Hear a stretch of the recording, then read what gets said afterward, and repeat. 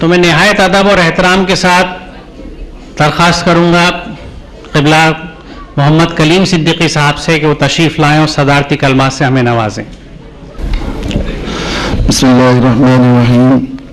الحمد للہ رب العالمین والصلاة والسلام علی سید المرسلین وخاتم النبیین وعلی آلہ وصحبہ اجمعین ومن تبعهم بإحسان ودعا بدعوتهم إلی یوم الدین. اما بعد فاعوذ باللہ من الشیطان الرجیم. بسم اللہ الرحمن الرحیم. اقرأ باسم ربک الذی خلق خلق الانسان من علق اقرأ وربک الاکرم الذی علم بالقلم علم الانسان ما لم يعلم. حاضرین گرامی، قرآن مجید کے موقع اللہ کے بہت محبوب موضوع پر یہ ایک موقع کانفرنس جو ہمارے کرم فرما دوست اور رفیق جناب ڈاکٹر اسلم پرویز صاحب نے بلائی ہے، اور اس سردی کے موسم میں ہم سب کی یاس کو آس میں بدلنے کے لیے اس کانفرنس میں آپ کی موجودگی ہی بہت کافی ہے، اس لیے کہ عام طور پر ملت اسلامیہ میں یاس کا ماحول ہے، خصوصاً مسلمانوں کے عموماً شکوہ مسلمانوں سے دین سے بے تعلقی کا دین کے سب درد مندوں میں پایا جاتا ہے. اس سخت سردی کے موسم میں یہ کانفرنس امتحان گاہ بھی ہے کہ لوگوں کا بستر سے نکلنا مشکل ہے. اتوار کا دن ایک دن ہوتا ہے اس میں آدمی تھوڑا آرام کی کوشش کرتا ہے. صبح سے مسلسل آپ حضرات علماء کرام کی تقریریں سن رہے ہیں. یقیناً بہت ہی امید افزا بھی ہے آپ حضرات کی شرکت، اور یہ لوگ ڈاکٹر اسلم پرویز صاحب ان کے رفقا ہم سب کے لیے کی طرف سے بہت ہی شکریہ کے بھی مستحق ہیں، مبارکباد کے بھی مستحق ہیں. اس موقع کانفرنس کے لیے مجھے خطبہ صدارت کے لیے مدعو کیا گیا ہے. یہ بات یقیناً بے محل ہے، مگر میں اپنے دوستوں ساتھیوں کو ہمیشہ اس کی دعوت دیتا رہتا ہوں کہ دین کی خدمت کا حق یہ ہے کہ دین کا ناصر بنے، اور نصرت دین کو سمجھانے کے لیے میں اپنے ساتھیوں کو یاد کیا کرتا ہوں کہ ناصر دین اور خادم دین وہ ہے جو اسٹپنی بن جائے. اسٹپنی جو ایک ہوتی ہے گاڑی میں لگی رہتی ہے، کسی پہیے میں لگا دیجئے کبھی اعتراض نہیں ہوتی کرتی، اور کچھ بھی نہ کیجئے پیچھے ٹکی ہوئی ہے تب بھی اعتراض نہیں کرتی. تو جس کو خدمت کا شوق ہے اور خادم بننا چاہتا ہے اسے ہر جگہ پر ظاہر ہے کھڑا ہو جانا چاہیے. جو موقر علماء کرام ان کی تقریریں آپ نے سنی ہیں، وہ صدارت کے مستحق تھے، ان کو مجبوری تھی یا معذوری تھی، جلدی جانا تھا، اس لیے مجھے آخر میں بات کرنے کے لیے مدعو کیا گیا ہے. میں گاؤں کا رہنے والا ہوں، مظفر نگر دیہات ہے، مظفر نگر ایک ضلع ہے یو پی کا جس کو اہل ادب نے مشدد آباد کہا ہے. یعنی بولنے کا وہاں پر لوگوں میں سلیقہ نہیں ہوتا، ہر چیز میں جو ہے تشدید لگائی جاتی ہے. عالم سرور مشدد آباد لکھتے تھے مظفر نگر کو، اس لیے کہ آٹے کو آٹا، لوٹے کو لوٹا، ہر چیز کو تشدید. وہاں کا رہنے والا ہوں، میں اپنی زبانی میں آپ کے سامنے سبق سنانے کی کوشش کروں گا. میرے بزرگوں، اسلام کے مکمل ہونے بعثت محمد صلی اللہ علیہ وسلم نے قرآن مجید کے نزول سے پہلے آپ جانتے ہیں کہ دنیا میں ہر خرابی آخری عروج پر تھی. شرک اتنا زیادہ تھا کہ 360 دیوی دیوتاؤں کی مورتیاں توحید کے سب سے پہلے گھر کعبے میں رکھے ہوئے تھے. یہ اجتماعی دیوی دیوتا ہوتے تھے، اس کے علاوہ انفرادی الگ الگ جس بت سے جس دیوتا سے کسی کو عقیدت ہوتی تھی وہ اس کا اپنا بت جھولی میں رکھتا تھا، کہیں جاتا تھا اس کو ڈنڈوت کرتا تھا، پھر اپنے کام کرتا تھا. تو اس دور کو دور شرک بھی کہا جا سکتا تھا. بے حیائی بے شرمی اتنی تھی کہ کوئی تقریب کوئی میلہ ایسا نہیں ہوتا تھا جس میں ننگی عورتوں کے ناچنا ہوتے ہوں. برہن کی خاص اوقات میں برہنہ ہو کر طواف کیے جاتے تھے، زیادہ مقبول بنانے کے لیے طواف کو. خاص اعلان کرنا ہوتا تھا، کوئی صفا کی چوٹی پر کپڑے اتار کر ایک آدمی اعلان کرتا تھا اور فخر سے کہتا تھا انی نذیر الاولیاء، میں ننگا ڈرانے والا ہوں۔ اس دور کو دور بے حیائی بھی کہا جا سکتا تھا۔ شراب اور نشے کی اتنا بھرمار تھی کہ بہت زیادہ تربیت دینے کے بعد جب مدینہ اتنے دنوں کے بعد مدینہ منورہ میں شراب کی حرمت کی آیت شریفہ نازل ہوئی اور صحابہ ماننے کا مزاج بنا دیا گیا تھا۔ شراب مدینہ کی گلیوں میں جب بہائی گئی تو مدینہ کی گلیوں میں شراب اس طرح بہ رہی تھی، مٹکوں سے نکلی ہوئی شراب جیسے تیز رو میں بارش کا پانی بہتا ہے۔ اس دور کو دور نشہ بھی کہا جا سکتا۔ ظلم اتنا تھا کہ جو جتنا ترقی یافتہ اتنا زیادہ ظلم کرتا تھا، اور ظلم کو فیشن سمجھا جاتا تھا، ترقی یافتہ ہونے کی ضمانت سمجھا جاتا تھا۔ آرنان نے لکھا زمانے کی 2 سپر پاور تھی، ایران اور روم۔ ایران کے بادشاہ کو کسرا اور روم کے بادشاہ کو قیصر کہا جاتا تھا۔ ایران کو سبقت حاصل تھی، ان کے درباری ٹھاٹ جو بیان کیے ہیں اس زمانے کے مورخین نے۔ آرنان نے لکھا ہے کسرا کے دربار کی ایک رسم تھی کہ جب کوئی VVIP مہمان آتا تھا ایک خوبصورت گورے غلام کو پکڑ کر لایا جاتا تھا، اس کے چاروں طرف روئی لپیٹی جاتی تھی، اس میں گھی ڈال کر اس کی مشال بنائی جاتی تھی، اس میں آگ لگا کر اس کی شمع بنا کر مشال اس کی روشنی میں مہمان کو کھانا کھلایا جاتا، اور جب اس میں آگ لگتی تھی جس میں آگ لگتی تھی چیختا تھا، ناچتا تھا، آہیں بھرتا تھا، تو مہمان یہ سمجھتا تھا کہ میری اچھی ضیافت کی۔ ہر برائی آخری عروج پر تھی۔ اس دور کو اس دور چیز سے معصوم کیا جا سکتا، دور ظلم کہہ سکتے تھے، دور شرک کہتے تھے، دور بے حیائی کہہ سکتے تھے، کسی اور برائی سے بھی معصوم کیا۔ لیکن اللہ تعالیٰ جو زمانوں کو پیدا کرنے والے بنانے والے، اس زمانوں کو نشانی کے طور پر، اپنی آیات کے طور پر اور اپنے کلام میں ذکر فرمانے والے، اللہ نے اس دور کا نام نہ دور ظلم رکھا، نہ دور شرک رکھا، نہ دور بے حیائی رکھا، نہ کسی اور دور سے اس کو موسوم کیا۔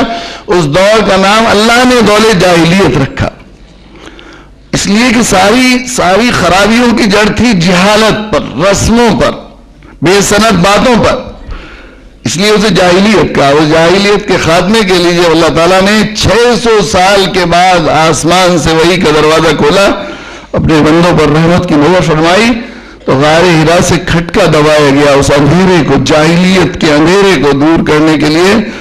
تو نہ یہ فرمایا آمین، نہ یہ ارشاد فرمایا اسلم، نہ یہ فرمایا ولا تظلم، نہ ظلم مت کرو، ارشاد ہوا اقرا، یہاں سے شروع ہوتا ہے اسلام۔ اقرا کا کھٹکا دبایا، اقرا کا سوئچ دبایا۔ اب اگر آپ ذرا غور سے تاریخ انسانی کا مطالعہ کریں گے تو آپ 100% اس نتیجے کے علاوہ کسی دوسرے نتیجے پر نہیں پہنچ سکتے کہ دنیا اس اقرا کے باعث کی وجہ سے 2 حصوں میں بٹ گیا ہے زمانہ دنیا کا۔ ایک حصہ اس سے پہلے جاہلیت، سارا علمی انقلاب اسی اقرا کے سوئچ کا صدقہ ہے جو میرے نبی صلی اللہ علیہ وسلم پر پہلی آیتوں کی شکل میں جو ہے نازل کیا گیا۔ اقرا، اللہ کے رسول صلی اللہ علیہ وسلم دنیا میں آئے تو آپ نے امیوں پر وہی نازل ہو رہی، آپ سمجھے امیوں پر وہی نازل ہو رہی ہے۔ انت هو الذی بعث فی الامیین، امی جہالت کا یہ حال اس دور میں کہ دنیا میں اس وقت تمدنی اعتبار سے ترقی یافتہ ترین شہر تھا مکہ۔ عام طور پر یہ سمجھا جاتا ہے، غلط فہمی ہوتی ہے۔ میرے حضرت والا حضرت علیہ نور اللہ مقدور نے نبی رحمت کے شروع میں ابتدا میں توحید میں بہت واضح دلائل کے ساتھ یہ بات فرمائی ہے کہ عام طور پہ یہ سمجھا جاتا ہے کہ اللہ کے نبی صلی اللہ علیہ وسلم نے کچھ اونٹ بکریاں چرنے والے کمزور قسم کے پسماندہ لوگوں کو گھیر گھار کے امت پیدا کر دی۔ اس وقت دنیا کی حال ایسا تھا کہ تمدنی اعتبار سے ترقی یافتہ ترین شہر تھا مکہ۔ اس لیے آرنان نے لکھا ہے، کئی عیسائی مورخین نے لکھا ہے کہ کسرا اور قیصر کے یہاں کچھ درباری علماء صرف اس بات پر متعین تھے کہ دین ابراہیم پر عمل کرنے والے حاجی جب حج سے واپس آئیں تو ان سے معلوم کریں کہ قریش میں آج کل کیسے فیشن چل رہے ہیں، کیسے کپڑے پہن رہے ہیں، کیسے اشعار کہہ رہے ہیں، کیسے برتن استعمال کر رہے ہیں، تاکہ ہم بھی ان کی نقل کر کے ترقی یافتہ بنے، فیشن کی نقل کریں۔ وہاں پر 3 یا 4 قلم پائے جاتے تھے مکہ معظمہ میں، دنیا کا ترقی یافتہ ترین شہر تھا، اور 11، 12 یا 13 بعض روایت میں آتا ہے کہ پڑھے لکھے، ڈاکٹر حمید اللہ صاحب نے لکھا ہے کہ 11، 12 یا 13 پڑھے لکھے لوگ موجود تھے جو لکھنا پڑھنا دستخط کرنا جانتے تھے۔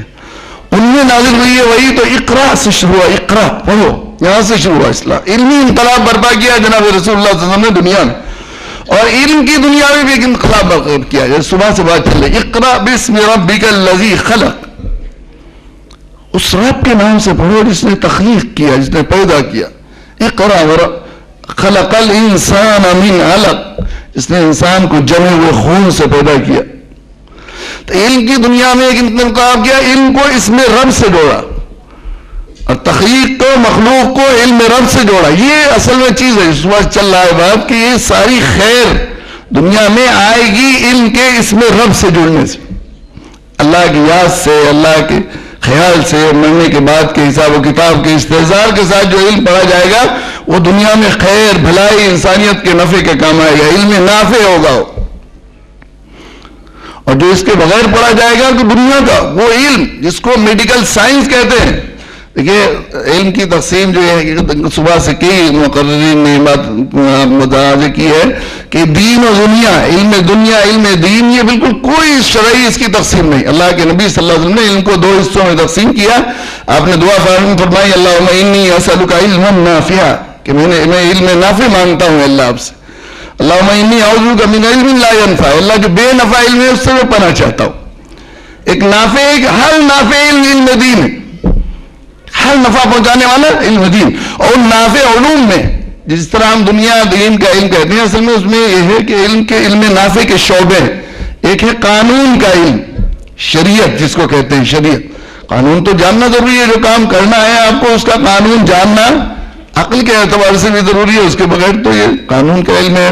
اور ایک جو اثری علوم ہے باقی وہ تمام علم نافع شرعی ضابطوں کے مطابق پڑھائے جائیں. اس میں سب سے زیادہ خراج تحسین پیش کیا ہے قرآن مجید نے پہلی آیتوں میں نازل کرے خلق الانسان من علق. اس پر پوری اناٹمی فزیولوجی جو کچھ میڈیکل سائنس کی اساس ہے یہ نازل کر کے خراج تحسین پیش کیا ہے اللہ تعالیٰ نے ایک میڈیکل سائنس. اتنا علم نافع جب اس میں رب سے جٹ کر جائے تو گردہ چور ڈاکٹر پیدا ہوتے ہیں. ایسے حالات میں اس سال اتنے بخار وبائی امراض چلے کہ کئی میرے امام دوستوں نے یہ بات کہی کہ پچھلے 20 سال میں ہم نے جنازے اتنے نہیں پڑھائے جتنے ایک سال میں پڑھائے.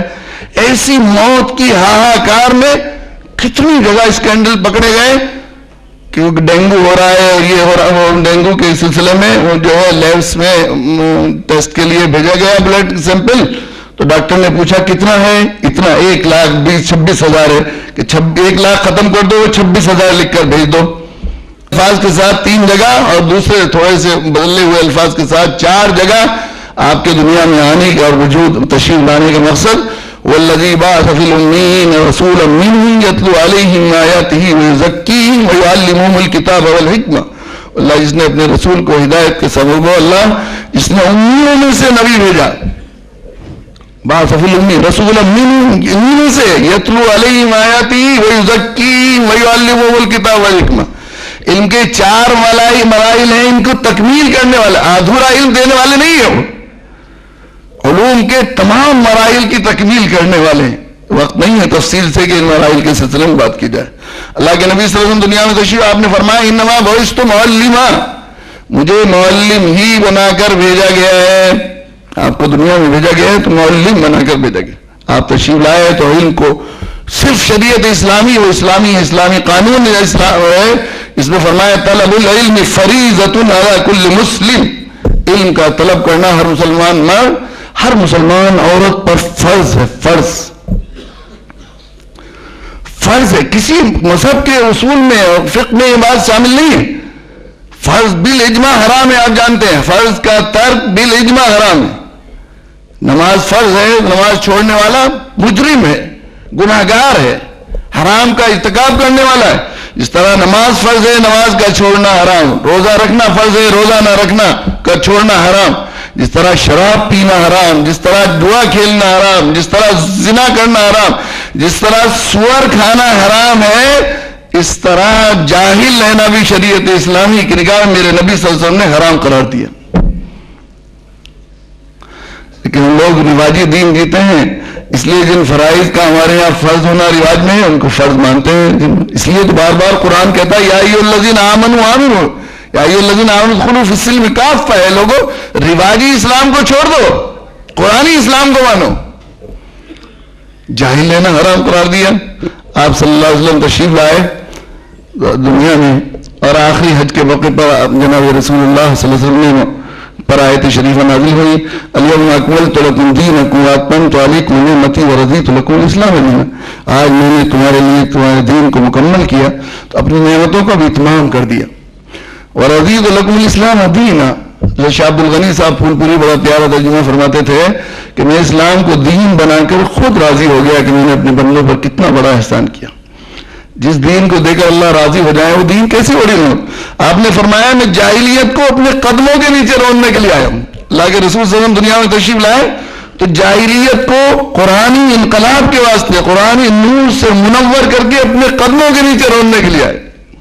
یہاں میں ضمناً ایک بات ضروری سمجھتا ہوں، ہماری بہنیں بھی بیٹھی ہیں، بہت سے بھائی بیٹھے ہیں، اللہ کے صحابہ علماء کرام نے اس جاہلیت کو جس کو اپنے قدموں کے نیچے روننے کے لیے آپ صلی اللہ علیہ وسلم آئے، اس کی برائیاں، اس کی پہچان سمجھے جانے والی برائیاں، اس کی خاص علامتیں، اس کے سلسلے میں ہمارے بہت سے محققین علماء نے کتابیں لکھی ہیں۔ چھٹی اور ساتویں صدی ہجری میں جاہلیت پر کئی اہم کتابیں لکھی گئی۔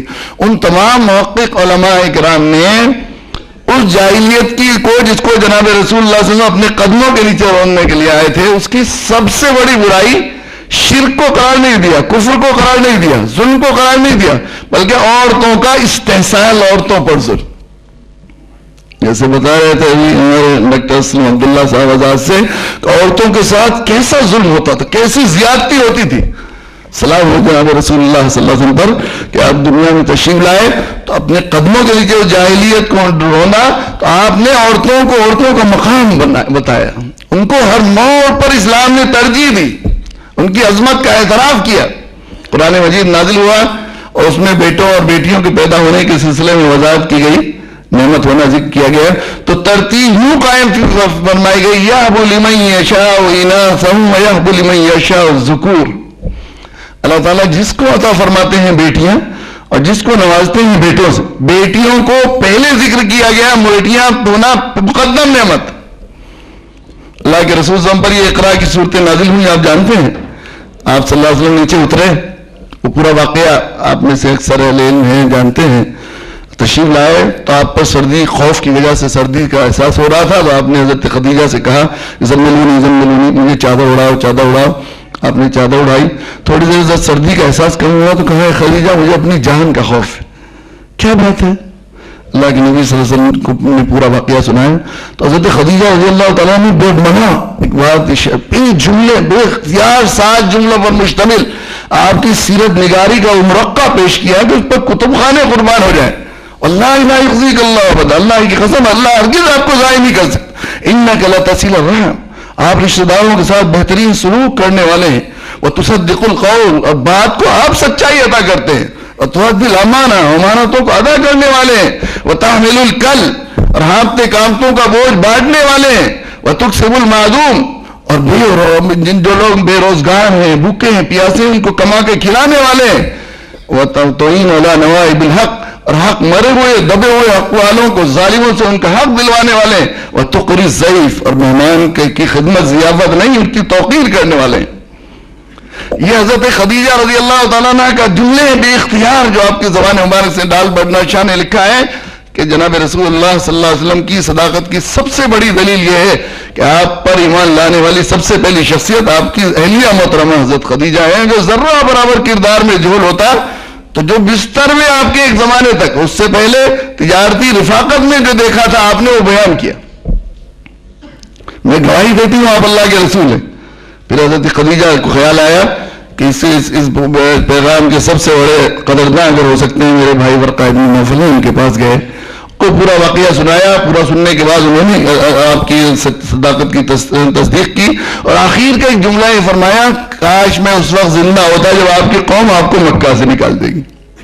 اللہ کے نبی حیرت میں پڑ گئے۔ یہ وقت مکہ میں ہر آدمی آپ کا عاشق تھا۔ ابو جہل، ابو لہب کے بارے میں لکھا ہے سیرت نگاروں نے کہ اللہ کے رسول صلی اللہ علیہ وسلم کسی تجارتی سفر کے لیے تشریف لے جاتے اور آنے میں تاخیر ہو جاتی تھی، وقت مقررہ پر نہیں آتے تھے، تو ابو جہل، ابو لہب مکہ کے باہر آ کر کھڑے ہوتے تھے اور عشقیہ اور ہجریہ اشعار پڑھنے لگتے تھے۔ مکہ کتنا سونا ہو گیا ہے محمد تمہارے بغیر، تم کہے کہ کب جاتے ہو، آتے کب ہو، کب تک ہمیں تڑپاؤ گے۔ ہر چاہنے والا دیوانہ تھا مکہ کا آپ کیا۔ ابو بکر صدیق جیسے دوست تھے، حضرت زید جیسے چھوٹے بھائی، حضرت علی جیسے چھوٹے بھائی تھے، حضرت زید جیسے خادم تھے، ابو جہل ابو لہب جیسے دیوانے تھے، ہر ایک آپ کے پاس، لیکن آپ نے سب کو چھوڑ کر اسلام کی سب سے بڑی خیر اور اس قرآن کو پیش کیا تو حضرت خدیجہ رضی اللہ تعالیٰ عنہ پر، اس لیے کہ جاہلیت کو ختم کرنا تھا، سب سے پہلے مقدم کیا حضرت خدیجہ، سب سے پہلے ایمان لانے والی اور اس پیغام کو ورقہ ابن نوفل کے پاس لے جانے والی ایک محترمہ آپ کی رفیق حیات حضرت خدیجہ ہے، کسی مرد کو یہ شرف حاصل نہیں ہو۔ اللہ کے نبی صلی اللہ علیہ وسلم نے اس طرح اعزاز، آپ نے فرمایا وہ معاشرہ جس میں بچیوں کو پیدا ہونا ہے کی بات سمجھا جاتا تھا، زندہ ضرور کر دیا جاتا تھا، آپ نے اس کا مزاج بدل دیا، آپ نے فضیلت بیان کی، ترغیب دی، جس کے 4 بیٹیاں ہوں، آپ نے فرمایا جس کے 4 بیٹیاں ہوں ان کی نعمت سمجھ کر پرورش کرے، لڑکوں کو ان پر ترجیح نہ دے اور نیک بچے دے، لڑکے دیکھ کر ان سے شادی کر دے۔ آپ نے فرمایا جنت میں وہ اور میں اس طرح ہوں گے جس طرح 2 انگلیاں۔ کسی نے کہا یا رسول اللہ صلی اللہ علیہ وسلم جس کے 3 ہی بیٹیاں ہوں، آپ نے فرمایا وہ بھی۔ کسی نے عرض کیا یا نبی اللہ جس کو 2 ہی دی اللہ نے، آپ نے فرمایا وہ بھی۔ ایک نوجوان کھڑے ہوئے یا نبی اللہ جس کو اللہ نے 1 ہی عطا فرمائی ہو، نوجوان صحابی، کہا کہ اگر وہ بیٹوں کو ترجیح نہ دے تو وہ بھی۔ ایک اور صاحب کھڑے ہوئے یا رسول اللہ جس کے بیٹیاں نہ ہوں اپنی بہنوں کے ساتھ یہ سلوک کرے، آپ نے فرمایا وہ بھی۔ بیٹیوں کسی عمل پر صرف 2 عمل ایسے ہیں جن پر یہ آج بتایا گیا ہے دین میں، ایک بیٹیوں کی پرورش کرنے پر، ایک ایمان والے، آپ اتنے ایمان والے بھائی بہن بیٹھے ہیں، آپ سے کہا جائے کہ آپ اپنی آخری مراد مانگیے اور جتنے اسکالر اور مشورہ کرنے والے مشیروں سے مشورہ کر کے دعا مانگیے وہاں مراد پوری ہوگی آخری۔ تو ایک ایمان والا اس سے بڑی کوئی دعا نہیں مانگ سکتا کہ میرے نبی کی جنت میں اس طرح خدمت میں حاضری میں ساتھ میں رہنا ہو جائے، آپ کے خادم بن کر ہی رہنا ہو جائے۔ اسی بیٹیوں کی پرورش کرنے پر 2 حوالے سے، ایک یتیموں کی پرورش کرنے پر، میرا میں معذرت چاہتا ہوں ڈاکٹر اسلم پرویز صاحب سے، یہ جو یتیم خانوں کا کنسپٹ ہے اسلام میں نہیں ہے، اسلامی کنسپٹ نہیں ہے۔ اللہ کے نبی نے ارشاد فرمایا سب سے بہترین وہ گھر وہ ہے جس میں کوئی یتیم پرورش پاتا ہو، اس کے ساتھ اچھا سلوک کیا جاتا ہو، اپنے بچوں پر اس کو ترجیح دے کے پالا جاتا ہو۔ یتیم خانہ پال کر اور احساس کنتری میں مبتلا کر دیا جاتا ہے، اس اپنے گھروں میں پلے یتیم اپنے بچوں پر ترجیح رکھے، یہ ہے اسلام۔ اللہ خیر القرون میں کسی یتیم خانے کی اور اس کے بعد بھی کوئی جو ہے ثبوت نہیں ملتا۔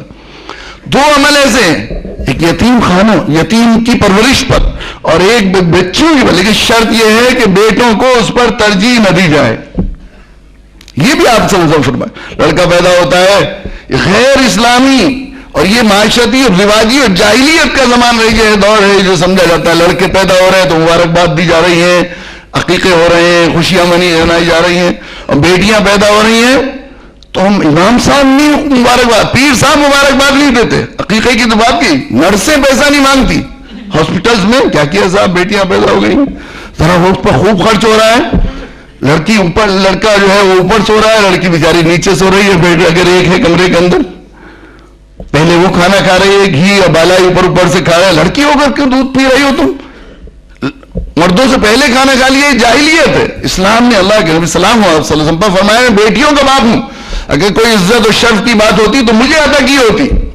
یہ عام طور پر لڑکیوں اور لڑکے کے سلسلے سمجھانے میں یہ سمجھا جاتا ہے ہم تو بیٹیاں والے ہیں، کچھ بول نہیں سکتے، ہمارا تو پانا نیچا ہے۔ جو لوگ یہ کہتے ہیں کہ بیٹیوں والوں کا پانا اونچا ہے وہ جاہلیت کی بات کرتے ہیں۔ اللہ کے نبی فرمائے بیٹیوں والا وہ نبی کی توہین کرتے ہیں، وہ اسلام اس جاہلیت کو قدموں کے نیچے روکنے کے لیے آئے۔ اللہ کے نبی صلی اللہ علیہ وسلم آخری حج ہوا، اللہ کے نبی صلی اللہ علیہ وسلم نے خطاب فرمایا، 1.25 لاکھ صحابہ کرام موجود ہیں، ان صحابہ کرام میں سے آپ نے خطاب فرمایا اور پوچھا کہ لوگوں میرے ذمہ جو تعلیم کی تکمیل کا فریضہ دیا گیا تھا کیا میں اس کو انجام دے چکا، کیا میں پہنچا چکا؟ آپ نے فرمایا بلغت، سب تمام صحابہ کرام نے بھی اختیار یہ بات عرض کی یا رسول اللہ صلی اللہ علیہ وسلم بلغت الرسالہ وادیت الامانہ، بلا شبہ آپ رسالت کا حق ادا کر چکے۔ آپ نے کیا فرمایا؟ آخری اللہ آسمان کی طرف کو انگلی اٹھائی، فرمایا اللہم اشہد اللہم اشہد اللہم اشہد، اے اللہ آپ گواہ رہی ہے، اللہ آپ گواہ رہی ہے، اللہ آپ گواہ رہی ہے، میں اپنا فرض ادا۔ پھر آپ نے آخری جملہ فرمایا فَلْيُبَلِّغِ الشَّاهِدُ الْغَائِبُ۔ یہ خطبہ حج اس میں اللہ کے رسول صلی اللہ علیہ وسلم ڈاکٹر حمید اللہ صاحب نے لکھا ہے کہ 9 مرتبہ اپنے دنیا سے جانے کی خبر دے دی، 9 مرتبہ آپ نے دنیا سے جانے کی خبر دی، آپ نے اس میں کبھی فرمایا کہ دیکھو مجھ سے تم سے میرے بارے میں سوال ہوگا، ایک فرمایا مجھ سے حج کے مناسک سیکھ لو، اس کے بعد شاید تمہیں موقع نہیں ملے گا. یہ آخری اس میں یہ بات فرمائی کہ تم سے میرے بارے میں سوال ہوگا. آپ نے ایک مرتبہ فرمایا کہ آخری جمرے پہ کر ماری تو فرمایا کہ اس کے بعد تمہاری میری حوض کوثر پر ملاقات. 9 مرتبہ یہ وصیت. اسی میں بہنوں کے خوشخبری کے لیے بات کہتا ہوں، اسی حج میں سلام ہو جناب رسول اللہ صلی اللہ علیہ وسلم پر ڈاکٹر حفیظ اللہ صاحب نے لکھا ہے کہ 9 مرتبہ یہ بھی فرمایا تمہیں میں عورتوں کے بارے میں اللہ سے ڈراتا ہوں. 3 دفعہ اس خطبے میں اتقوا اللہ فی النساء، اتقوا اللہ فی النساء، اتقوا اللہ فی النساء یہ لفظ، اور باقی ایک دفعہ مزدلفہ میں جو ہے، اور باقی جو ہے 2-3 دفعہ میں الگ الگ وقت پر انہوں نے روایت نقل کی ہے جو مینا میں آپ نے فرمایا. آپ نے یہ بھی فرمایا تم میں سب سے افضل وہ جو اپنی بیویوں کے ساتھ بہتر ہو، میں تم میں سب سے زیادہ اپنی بیویوں کے ساتھ بہتر سلوک کرنے والا ہوں. ڈاکٹر عبدالحی صاحب مفتی تقی عثمانی کے شیخ حضرت تھانوی کے دل خلفاء میں تھے، فرمایا کرتے تھے کہ وہ ڈاکٹر ہونے کی سند دیں گے میڈیکل کالج والے، اور عالم ہونے کی سند دیں گے مدرسے والے، اور اچھا نیک متقی مومن ہونے کی سند دیں گی اہلیہ محترمہ. اس لیے کہ اللہ کے نبی فرمایا تم میں سب سے بہتر ہو جو اپنی بیویوں، میں تم میں سب سے زیادہ اپنی بیویوں کے ساتھ بہتر سلوک کرنے والا ہوں. کس قدر مشفقانہ رویہ آپ نے عملاً سکھایا. حضرت عائشہ رضی اللہ تعالیٰ عنہ فرماتی ہیں کہ میری نیند بہت کچی تھی، ذرا سی آہٹ میں اٹھ جایا کرتی تھی. میرے نبی صلی اللہ علیہ وسلم اور میرے ماں باپ قربان کہ آپ تہجد کے لیے بیدار ہوتے تو ننگے پاؤں وضو کے لیے تشریف لے جاتے، آہستہ آہستہ دبے دبے پاؤں سے وضو فرماتے اور چپکے سے آ کر کھڑے ہو جاتے نیند میں خلل نہ ہو.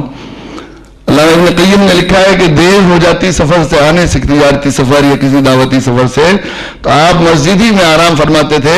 گھر میں آ کر کنڈی کھٹکھٹا کر گھر والوں کی نیند کو خلل میں نہیں ڈالتے تھے کہ کہیں نیند میں جو ہے وہ خلل نہ ہو جائے. تو اللہ کے نبی صلی اللہ علیہ وسلم نے اس میں جو ہے یہ وصیت فرما رہے ہیں. حضرت عبداللہ ابن عباس کا مشہور قول محدثین نے نقل کیا ہے اس خطبہ حج کے حجۃ الوداع کے بارے میں، قسم الذات کی اس نے نبی کو ہدایت کے ساتھ مبعوث کیا ہے. اللہ کے رسول صلی اللہ علیہ وسلم کی امت کے لیے آخری وصیت تھی، آخری وصیت تھی، آخری وصیت کے طور پر جو آخری جملہ فرمایا فَلْيُبَلِّغِ الشَّاهِدُ الْغَائِبُ، جو قرآن جو دین میں تم تک پہنچا چکا ہوں ذمہ داری ہے کہ اس تک پہنچا دے، اس کے پاس نہیں. اس پر کبھی علماء کا اختلاف نہیں کہ حاضر سے مراد ایمان والے اور غیر ایمان، غائب سے مراد غیر ایمان. یہ وصیت تھی. آپ دنیا سے تشریف لے گئے تو آپ نے کیا کیا؟ اس پوری دنیا انسانیت کو آپ کے پورے پیغام نے اور آپ کی پوری دین شریعت نے 2 حصوں میں تقسیم کر دیا. ایک حصہ وہ جن تک ایمان قرآن پہنچ گیا، ایک وہ حصہ جن کے پاس نہیں پہنچا. جن کے پاس پہنچ گیا ان کو معلم بنایا اور جن کے پاس نہیں پہنچا انہیں متعلم بنایا. پوری دنیا انسانیت سے رشتہ ہے. یہ قرآن اللہ کے نبی صلی اللہ علیہ وسلم مکمل کرا کے چلے گئے. ہماری ذمہ داری تھی قرآن دوسروں تک پہنچائے. قرآن کی تبلیغ، قرآن اخلاق، قرآن عقائد سے دنیا انسانیت کو آراستہ کرے، یہ ہماری ذمہ داری تھی. معلم بنایا تھا اور متعلم بنایا، یہ تھا ہمارا رشتہ.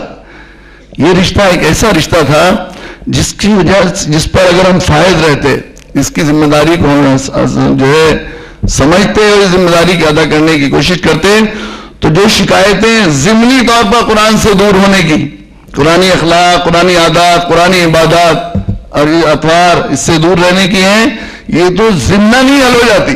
اصل جو دنیا میں ہماری ذلت اور پستی، پسماردگی، محکوبیت، مغلوبیت، اس سب کا مکمل علاج تھا.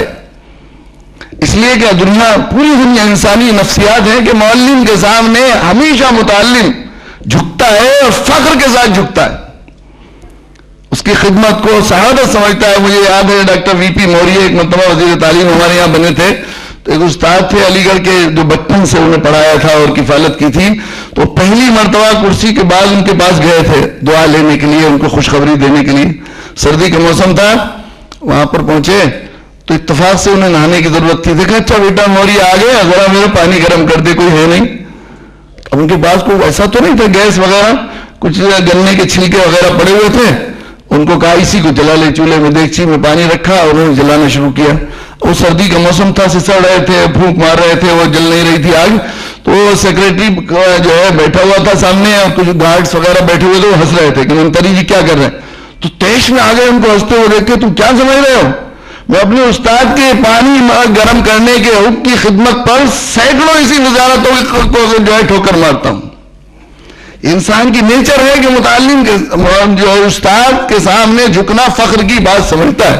استاد کا وقار دل میں ہوتا ہے. اللہ تعالیٰ نے ہمیں معلم بنایا ہے, اپنے نبی کے صدقے میں ہمیں داعی بنا کر برپا کیا. قرآن کی ہمارا ڈیزگنیشن, ہمارا عہدہ. میرے بزرگوں, قرآن کے ساتھ قرآن دنیا کی سب سے بڑی خیر ہے. قرآن مجید کی آیت, جتنی نعمتیں آسمان سے زمین پر نازل ہوتی ہیں, جن کے بارے میں قرآن نے کہا وَإِن تَعُدُّوا نِعْمَتَ اللَّهِ لَا تُحْصُوهَا, اللہ کی نعمتوں کو گننا چاہو, شمار کرنا چاہو تو شمار نہیں کر سکتے. ان تمام نعمتوں میں سب سے بڑی خیر, سب سے بڑی نعمت, سب سے بڑی رحمت جو ہے قرآن مجید ہے. اور اس کی دلیل میرے پاس سورہ رحمان ہے. اللہ تعالیٰ نے اس سورہ رحمان میں اپنی رحمان صفت, وہ رحمان صفت جو تمام صفات پر حاوی ہے, اللہ نے اپنے کلام کو بسم اللہ الرحمن الرحیم سے شروع کیا ہے. اور رحمتی وسعت کل شیء قرآن میں ذکر کیا گیا ہے. اس صفت رحمان کے ثبوت کے طور پر اللہ تعالیٰ نے ایک موٹ فہرست بنائی ہے صدر نعمتوں کی.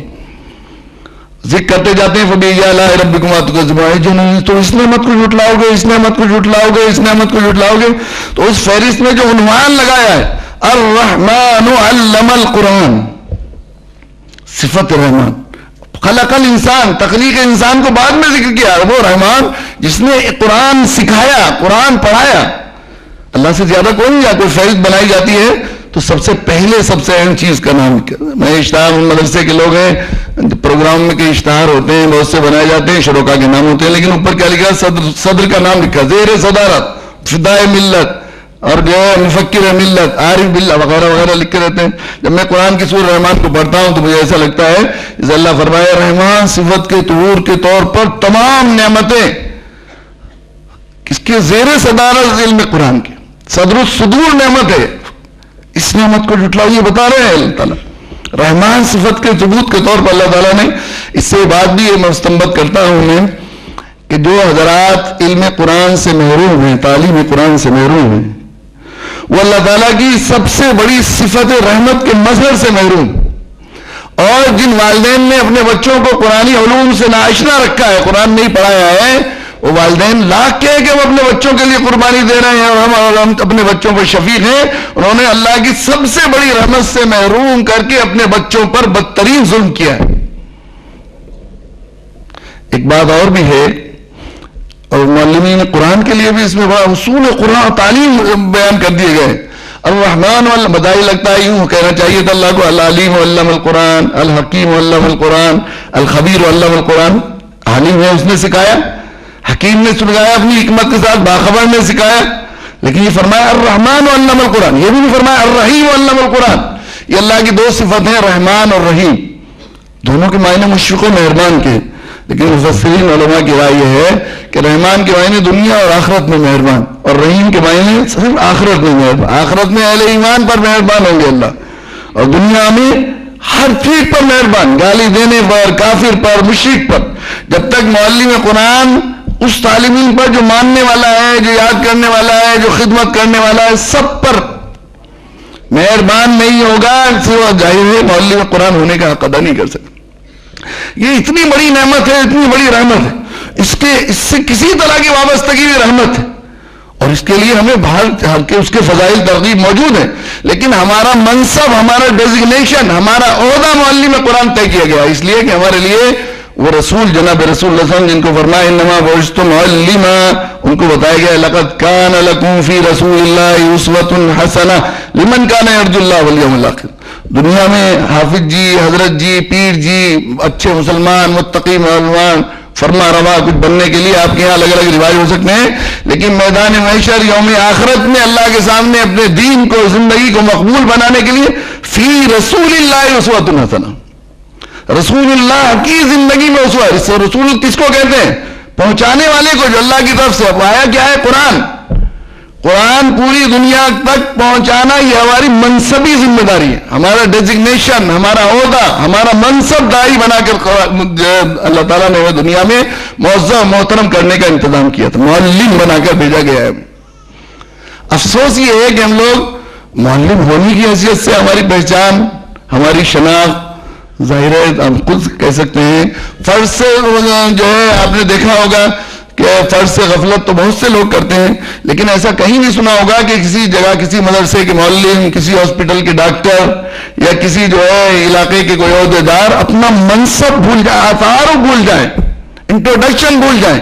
1.5 مسلمانوں کو ایک لائن میں کھڑا کیجئے، ان سے انٹروڈکشن کے لیے بات کرنا شروع کیجئے، جناب کا نام تو نام بتائیں گے، جناب کا پتہ بتائیں گے، جناب کرتے کیا ہے۔ ہمارے وہ جو دعوت و تبلیغ کے حلقے سے جڑے ہوئے لوگ ہیں اور ہر وقت انہوں نے اپنے آپ کو وقف کر رکھا ہے، مجھے ایک آدمی نہیں ملا، میں نے بہت کوشش کی کہ کوئی خوش قسمت انسان ایسا مل جائے کہ میرے دل کو تسلی ہو جائے کہ ایک مسلمان اپنا تعارف جانتا ہے۔ ایک آدمی نے کبھی یہ نہیں کہا کہ میں داعی ہوں، مبلغ ہوں، میں اللہ کے رسول صلی اللہ علیہ وسلم کا متبع ہوں، ختم نبوت کے بعد مجھے معلم قرآن بنا کر بھیجا گیا ہے۔ ایک آدمی دنیا میں مجھے ایسا نہیں ملا۔ جب اپنا تعارف بھول جائے، یہ بالکل تعارف جو ضرورت روزگار سے جو ہم تعارف کرتے ہیں، یہ ضروریات زندگی ہے۔ روزگار جیسے کسی سے پوچھا جائے جناب کہاں رہتے ہیں، کہ دلی میں رہتے ہیں، کیا کرتے ہیں، کہ وہاں کھاتا ہوں، استنجے جاتا ہوں اور جو ہے سوتا ہوں۔ یہ کھانا استنجے جانا ضرورت زندگی ہے۔ اسی طرح روزگار اس ضرورت کو پورا کرنے کے لیے 93 درجے کی ضرورت ہے۔ قرآن نے ہمیں داعی کنتم خیر امۃ اخرجت للناس تأمرون بالمعروف وتنہون عن المنکر، ہمیں داعی بنا کر برپا کیا ہے پوری دنیا انسانیت۔ یہ قرآن سے تعلق ہمارا جب ہی کام آئے گا جب ہم جناب رسول اللہ صلی اللہ علیہ وسلم کی سیرت پاک کی روشنی میں، صبح سے یہ بات چل رہی ہے، سمجھا نہیں جا سکتا اس کو۔ قرآن کو سیرت پاک سے سمجھنے کے لیے کیا انداز تھا، اس کے لیے جناب رسول اللہ صلی اللہ علیہ وسلم نے صحابہ کو معیار حق جماعت بنایا تھا۔ ان کے بارے میں قرآن نے کہا وَإِذَا قِيلَ لَهُمْ آمِنُوا كَمَا آمَنْتُمْ فَإِنْ آمَنُوا بِمِثْلِ مَا آمَنْتُمْ بِهِ فَقَدِ اهْتَدَوْا، فرمایا قرآن نے کہ تم ایمان لاؤ جیسے یہ ایمان لائے، جس طرح یہ ایمان لائے، اگر تم ایمان لے آئے تو تم ہدایت یاب ہو جاؤ گے۔ تو صحابہ کرام کا انداز کیا تھا، آپ ابھی آج سنی آپ نے روایت، کئی صحابہ کرام کا محدثین نے نقل کیا ہے کہ 10 آیتیں سیکھتے تھے جب تک دوسری 10 آیتیں نہیں سیکھتے تھے، جب تک کہ پہلی 10 آیتیں پر عمل نہیں ہو جاتا تھا۔ اس طرح قرآن سیکھتے تھے۔ یہ بات یہ راز کسی کو نہیں معلوم کہ مومن قاری نظر آتا ہے، حقیقت میں قرآن چلتا پھرتا قرآن تھے، اس لیے کہ ان کے نبی کا اخلاق و سیرت کان خلقہ القرآن تھی۔ اس وقت تک آدمی قرآن بن نہیں سکتا عملی قرآن جب تک کہ وہ ہدی للناس نہیں بنے گا۔ قرآن کا عنوان ہے ہدی للناس، انسانیت کی ہدایت کے لیے۔ آپ معلوم ہے الرحمن علم القرآن فرمائے اللہ تعالیٰ نے قرآن اسی طرح۔ اب جب قرآن مجید کے مضامین پر غور کیا جاتا ہے اور قرآن اعداد و شمار پر نکالے جاتے ہیں، سید قطب نے متقدمین متاخرین کے اقوال نقل کیے ہیں کہ قرآن حکیم میں 6666 آیات ہیں۔ ان آیات میں سے 553 آیات سارے احکام کے بارے میں ہیں جو مسلمانوں کے لیے خطاب ہے۔ 500 کچھ آیات اعمال احکام کے بارے میں، اور 6113 آیات دعوت غیر ایمان والوں میں قرآن پہنچانا، یا اس کے مضامین یا اس کے واقعات یا اس کی ترغیب مسلمانوں سے کی گئی۔ تو شخص سارے دین پر عمل کرتا ہے، نماز، روزہ، حج، زکوٰۃ، وراثت کے مسائل، پڑوسی کا حق بھی ادا کرتا ہے، دوسرے لوگوں کا بھی حق ادا کرتا ہے، لیکن بحیثیت رسول اللہ کی تمام داعی اسلام، داعی اللہ کی حیثیت سے پہچانا نہیں جاتا۔ وہ قرآن حکیم کی 553 آیات گویا 7.5% آیات پر عمل کرتا ہے اور 92.5% آیات کو چھوڑا۔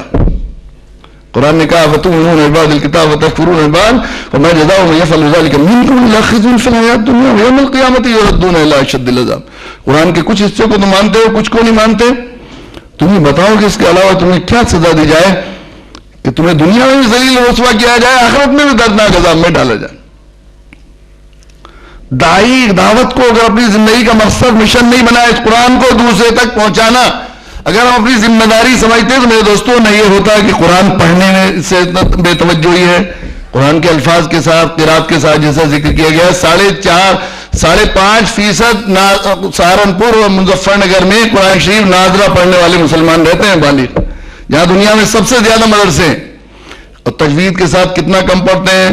پھر سمجھنے کا حال تو ہے کہ زبان یار ترکی ومن ترکی میں داروں میں ہمارے پاس ادھر ہے، حالانکہ میں اس سلسلے میں نے سروے کیا ہے 3.5 سال مجھے کوئی شخص ایسا نہیں ملا جس نے ایک خط مجھے لا کر دیا ہو کہ اس لیے خط نہیں پڑھا گیا کہ اس میں جو ہے وہ پڑھنا نہیں جانتے تھے اور زبان میں نہیں جانتا۔ دنیا میں کوئی خط نہیں ملے گا آپ کو، کہیں چل تو خط بعد میں آتا ہے۔ میں اس سلسلے میں ایک زمانے میں سروے کر رہا تھا، پنجاب میں پہنچا تو ایک گاؤں کے میں کھڑے ہوئے تھے صاحب کے انتظار میں، پیڑ پر ایک مزدور کام کر رہا تھا، مستری کام کر رہا تھا، کام تعمیر چل رہی تھی. اچانک ایک ڈاکیا آیا، عبد الرحمان، اسی طرح بولتے ہیں بیچارے سکھ تھا ڈاکیا. عبد الرحمان کون ہے؟ وہ 65-62 سال کا بوڑھا جو مزدوری کر رہا تھا، پہاڑ پہ سے 6-7 فٹ پیچھے سے اتر گیا، سیڑھی سے بھی نہیں اترا، کود گیا ایک دم. میرے بیٹے کا خط آیا ہوگا کہ تو عبد الرحمان فلاں کا بیٹا ہے، اللہ دے دے، چھین لیا، یہ اطمینان بھی نہیں کرنے دیا. میرے خط ہے کہ میرے بیٹے کا خط آیا ہوگا، ہم تو 2-3 دن سے پریشان ہیں. مستری جی میں ابھی آ رہا ہوں، ذرا خط پڑھوانا ہے. ان کا بھی سامان تو رکھ جائے، اینٹ رکھ جائے، مسالہ رکھ جائے. صاحب میرے بچے کا خط ہے، ماں باپ ہم تو 3 دن سے سوئے بھی نہیں ہیں کہ وہ مالک آنے والا ہے، اس سے ہوگا تو ہو جائے گا، مزدوری رکھ لے گا، 10 دن کی مزدوری رکھ لے. تو میں نے سوچا کہاں جا رہا ہے، پیچھے پیچھے گیا تو حافظ صاحب کے اجرے میں پہنچا. حافظ جی میرا خط پڑھ دو. انہوں نے کہا بھائی زور بعد آنا، اس وقت مطلب چل رہا ہے. انہوں نے خوشبو کیا، اسے دھمکایا، نہیں رونے لگا، اجی نہیں 3 دن ہو گئے، 3 دن. خط کو مجبوراً حافظ صاحب نے دیکھا تو پڑھنے لگے. اجی ذرا اس لین کو پھر پڑھیو. سارا خط پڑھ گیا جی، پیچھے تو اور کچھ تو شکر تو نہیں منگائی کہیں، شکر منگائی ہوگی، دیکھو تو اجی دیکھو تو صحیح، یہ جہاں پتہ لکھا ہوا تھا یہ تو پڑھا ہی نہیں آپ نے. محبت ہے، تعلق ہے تو اس طرح پڑھواتا ہے. حاکم الحاکمین کے خط کے پیغام کے سلسلے میں ہمارے یہ ہو کہ ہم قرآن جانتے نہیں، اللہ کے یہاں چلنے والا نہیں ہے. آپ سوچ لیں کسی حال میں یہ چلنے والا نہیں، وہ تو نہیں ہے. تو یہ قرآن عظیم کا نہ سمجھنا اور پھر عمل کا صورتحال کہ ہمارے 4 سوال جن کا جو ہے میدان محشر میں حدیث میں آتا ہے کہ آدمی کو قدم ہلانے کی اجازت نہیں دی جائے گی. اس میں ایک سوال یہ ہوگا اپنے علم پر کتنا عمل کیا. قرآن کی جس آیت شریفہ پر عمل ہے وہ ہمارے لیے حجت ہوگا. ختم قرآن کے سلسلے میں دعا واللہ وجعل لنا حجتاً یا رب العالمین. اور جس قرآن کی جس صورت پر ہماری آیت پر ہمارا عمل نہیں وہ ہمارے خلاف حجت ہوگا. جس پر عمل ہے اپنے علم پر کتنا عمل کیا. علم کو پریکٹیکل سے جوڑا ہے 14 سال پہلے. یہ نئے سائنس کے لوگ کہتے ہیں کہ ہم نے جوڑا ہر علم پر، اور ہر علم نافع. یہ سمجھنا مت بھولیے، ہر علم نافع دینی علم ہے. جو پڑھ لیا ہے اس پر عمل کرنا ضروری ہے آپ کے لیے، اس کے بارے میں سوال ہوگا اللہ کے. تو یہ چیزیں اس وجہ سے ہیں کہ ہم نے جب آپ کہہ دیا جائے کسی استاد سے کہ آپ کو جا کر کلاس میں پڑھانا ہے تو اب بغیر پڑھے اور بغیر سمجھے اور بغیر ازبر کیے پڑھنے کا سوال ہی نہیں. جب تک سمجھیں گے نہیں تو پڑھائیں گے کیسے؟ یہ ضمنی چیزیں سب کی سب خود صحیح ہو جائیں گی. ہمیں مولوی میں قرآن بنایا گیا تھا اور ہمارا حال یہ ہے کہ ہمیں پتہ ہی نہیں. اب جب پتہ نہیں، عہدے سے ہم لوگ ایسے ہو گئے کہ عہدہ ہمیں تعارف ہی یاد نہیں ہے تو ہم فرض کو کیسے ادا کر سکتے ہیں. میں مثال دیا کرتا ہوں کہ کسی علاقے میں صورتحال یہ ہے، کسی علاقے میں منسٹر صاحب پہنچے، کہا کیا کیا پریشانی ہے کہ یہاں پر بہت پسماندگی ہے، تعلیم کا حال برا ہے کہ اچھا ایک اچھا اسکول کھولتے. اسکول کھولا، جن پر نظر عنایت ہوئی ان کے بچوں کو استاد رکھ لیا. اب 1 سال تک اسکول چلتا رہا. سال کے بعد جو رزلٹ آیا 0% رزلٹ آیا، 0%. فیل ہو گئے سارے، ایک بھی بچہ پاس نہیں ہو سکا. منسٹر صاحب یا افسر صاحب پھر آئے تو معلوم ہوا کیا ہوا بھائی کہ سال بھر تک تنخواہ بھی لیتے رہے، ساری سہولتیں ملتی رہیں، لیکن ایک بھی بچہ پاس نہیں ہوا.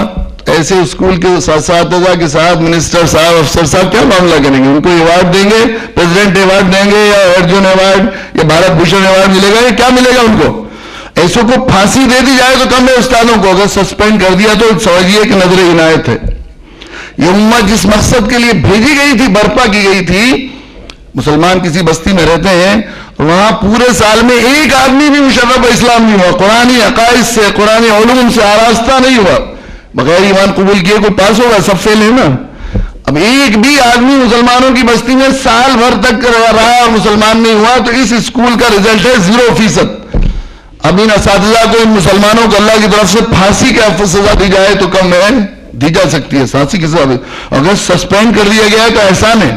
یہ امت سسپینڈ حالت میں چل رہی ہے اصل میں. نہ وردی میں طاقت، نہ قلم میں طاقت، نہ کوئی عزت، نہ وقت. چھوٹا سا چپراسی سسپینڈ افسر کو گھور کر دیکھتا ہے، گالی دے دیتا ہے. یہ حال ہے ہمارا سسپینڈ. اور جب اسی طرح پھر بھی ہوش میں نہ آئے تو پھر ہٹا کر دوسروں کو جو ہے استاد رکھ دیا جاتا ہے. قاعدہ ہے، قرآن مجید نے 6 جگہ وارننگ دی ہے. وَإِن تَتَوَلَّوْا يَسْتَبْدِلْ قَوْمًا غَيْرَكُمْ ثُمَّ لَا يَكُونُوا أَمْثَالَكُمْ. اگر تم اعراض کرو گے، روگردان منصب کو بھول جاؤ گے تو ہم تمہارے محتاج نہیں. پوری ہم جو ایسی قوم کو لا کر کھڑا کریں گے تمہاری طرح نہیں ہوگی. میرے بزرگوں انتہائی خطرناک صورتحال ہے. اس سے میں موقع سے ایسے درد مندوں اور ہوش مندوں کو جو قرآن سے ایسا عشق رکھتے ہوں کہ صبح سے مسلسل بیٹھے ہوئے ہوں, آپ کو میں ضروری سمجھتا ہوں کہ باخبر کروں کہ اس وقت جو دنیا کی صورتحال ہے, اللہ نے اعلان کیا ہے والذی ارسل رسولہ بالہدی ودین الحق لیظہرہ علی الدین. وہ اللہ جس نے اپنے رسول کو ہدایت کے ساتھ مبعوث کیا ہے, اس کا اعلان ہے دین حق ادیان باطلہ پر غالب ہو کر رہے گا. ہر کچے اور پکے گھر کے اندر اسلام داخل ہوگا. سچے نبی کی خبر ہے. قرب قیامت کے سارے آثار ظاہر ہو گئے. ایسا لگ رہا ہے بعض نشانیاں, مکہ معظمہ کی 2 نشانیاں اسی سال پوری ہوئی ہیں. فرمایا کہ اونچے پہاڑ محرم کے قریب سے ہٹا دیے جائیں گے. جبل عمر سب سے بڑا پہاڑ ہے, اس کے ہٹانے کا تصور کوئی بھی نہیں آ سکتا تھا خواب میں کہ اتنا بڑا پہاڑ کیسے ہٹا دیا جائے گا. وہ ختم کر دیا گیا. زمین کا سینہ چیر کر نفقیں ملا دی جائیں گی. نفق لفظ مستعمل نہیں تھا عربوں میں. ایمان بالغیب پہ سرنگوں کا پروجیکٹ مکمل ہو گیا ہے. ایسا لگتا ہے یہی وقت اللہ نے ہدایت کے لیے بھیجا. ہم نے معلم ہونے کا حق ادا نہیں کیا. اللہ تعالیٰ رب العالمین رب المسلمین نہیں ہے, اپنے قرآن کو دنیا انسانیت تک پہنچانے کے لیے انتظام فرما رہے. کیسے کیسے واقعات آپ کو معلوم ہے. 9/11 کے بعد پورے مغربی ملکوں میں جو قرآن کتب خانوں میں قرآن موجود نہیں تھے, سب خرید لیے گئے اور آرڈر کیے گئے کتنے. اس کے بعد قرآن سے کتنی دنیا آناستہ ہوئی. کیسے کیسے کیسے ہر جگہ پر یہ صورت حال آنے کو دیکھنے کو ملتی ہے کہ قرآن دنیا تک پہنچانے کے لیے اللہ تعالیٰ کیسے کیسے انتظام کر رہے ہیں. آپ کے علم 2-3 واقعات میں ضروری سمجھتا ہوں کہ اس موقع پر آپ کو بتاؤں. پچھلے دنوں 24 آیات کا بہت ذکر چلا ہمارے یہاں ملک میں. ان کو نکالا جائے, ان کو قرآن سے نکالا جائے, ان پر پابندی لگائی جائے, پھر اچانک ختم ہو گئے. شاید آپ حضرات اس کی تہمی نہیں گئی. کیا بات ہوئی؟ خود ہی خود ہماری طرف سے کوئی وہ نہیں ہوئی اس کے اندر کوشش. کیوں ختم ہو گیا ایشو؟ ہمارے ایک دوست ہیں بھنڈاری, اس بار سینئر آئی ایس آفیسر ہیں, RSS کے سنچالک بھی ہیں, اللہ نے انہیں ہدایت دے دی. انہوں نے بتایا کہ یہاں پر اس خیال سے کہ بابری مسجد کا ایشو بہت دنوں سے نہیں جو ہے گرمایا ہے, کوشش کے باوجود ایک نیا ایشو تلاش کیا جائے جہاں بھائیوں ووٹوں کو متحد کیا جا سکے. تو اچانک یہ 24 آیتوں کا سلسلہ شروع ہو گیا. 24 آیتیں, ان کو نکالا جائے, قرآن پہ پابندی لگائی جائے. تو اس کے لیے ایک لائحہ عمل طے کرنے کے لیے RSS نے تمام اپنی ذیلی شاخیں RSS, BJP, بجرنگ دل, وشو ہندو پریشد, شیو سینا کے 1500 اراکین کا اجتماع دلی میں کیا ہے کہ کیسے اس ایشو کو گرمایا جائے. اور اس میں یہ 24 آیتوں کو پرنٹ آؤٹ نکال کر دے دیتے تو یہ خیال ہوتا پتہ نہیں 24 آیتیں ہیں کہ نہیں, سیاق و سباق کیا ہے. قرآن مجید کے 1500 نسخے ڈاکٹر فاروق خان صاحب کے مہیا کیے گئے, ہندی ترجمہ, اور اس میں سلپ لگائی گئی, نشان لگائے گئے. مقررین آگے 1500 میں سے 1367 حاضر ہوئے. ملی مسائل میں کتنے ہوشیار ہیں وہ, کتنے اسلامی صفات ان کے اندر, ان کو اسٹیج پر لانے کے لیے, استاد بنانے کے لیے اللہ ان کے اندر صفات پیدا کر رہے ہیں. ہماری ناکارگی کی وجہ سے تمام اللہ کے نبی صلی اللہ علیہ وسلم نے ارشاد فرمایا من یہتم بامر المسلمین فلیس منا, جو مسلمانوں کے اجتماعی امور سے بے پرواہ ہم میں سے نہیں. اجتماعی 1500 دعوت نامے بھیجے گئے, 1367 حاضریاں تھیں. آپ اندازہ کیجئے. شروع کے مقررین وقتاؤں نے تو بہت جوش دکھایا, قرآن پر پابندی لگانی چاہیے, اسی پر نہیں نکلنی چاہیے. تو بھائی کہ ہم نے آج تک دیکھا نہیں تھا, ہمیں معلوم نہیں ہوا تھا, اس پر ہوا. لیکن وہ رفتہ رفتہ جیسے جیسے قرآن پڑھتے گئے ہوا نکلتی گئی. آخر کے مقررین نے کہا یہ ایشو گرمانے والا نہیں ہے, اور جو ہے کسی دوسری, اس میں قرآن میں کوئی قابل اعتراض بات نہیں. لیکن اسی پر بس نہیں کیا گیا. خطوط دیے گئے تھے کہ اپنے گھر جا کے قرآن پر غور کریں اور پھر دیکھیں کہ کیسے اس ایشو کو چلایا جا سکتا. بھنڈاری صاحب نے مجھے خود بتایا کہ 700 سے زیادہ خطوط میں یہ مضمون کامن تھا کہ قرآن میں کوئی بات قابل اعتراض نہیں ہے اور یہ ایشو گرمانے والا نہیں ہے. لیکن قرآن کے مطالعے کے بعد ہم اس نتیجے پر پہنچے ہیں کہ RSS اپنی تمام ذیلی شاخوں کے مکھیہ ممبروں کو لازمی قرار دے کہ قرآن پڑھیں, قرآن سے مینرز آئیں گے. اور اس کے 3 مہینے کے اندر ان میں سے 9 لوگ تو مشرف با اسلام ہو گئے تھے. ابھی اس 2-3 مہینے پہلے میں ایک دفعہ راجستھان کے اس سڑک سے گزر رہا تھا جہاں ان کی کوٹھی ہے. انہوں نے بتایا کہ 23 لوگ ایسے ہیں مشرف با اسلام ہو گئے ہیں, اور ایک بڑی تعداد قرآن پڑھ رہی. ہم پہنچائیں گے تبھی نہیں پہنچے گا, اللہ انتظام کر رہے ہیں. آپ کو معلوم ہے ڈاکٹر یوسف نریرے دنیا کے بہت سرکردہ دعات میں شامل ہیں, برطانیہ کے ایک چرچ کے پادری تھے. انہیں میونخ میں جرمنی میں جو اسلامک سینٹر ہے مستشرقین نے قائم کیا ہے, قرآن کی کمزوریاں طلبہ PhD کرنے کے لیے بھیجا گیا تھا کہ قرآن کی کمزوریاں تلاش کرنی ہے, اور تلاش کرنے کے بعد پھر جب معلوم ہو جائے تو سوڈان میں, مصر میں اور لبنان میں مسلمانوں کو عیسائی بنانے کا کام کرنا ہے. عیسائی مشن کے لیے قرآن پڑھنا شروع کیا, قرآن کا نور چھن گیا, قرآن کے آئینہ دیکھا تو اپنی کمزوری تلاش آ گئی.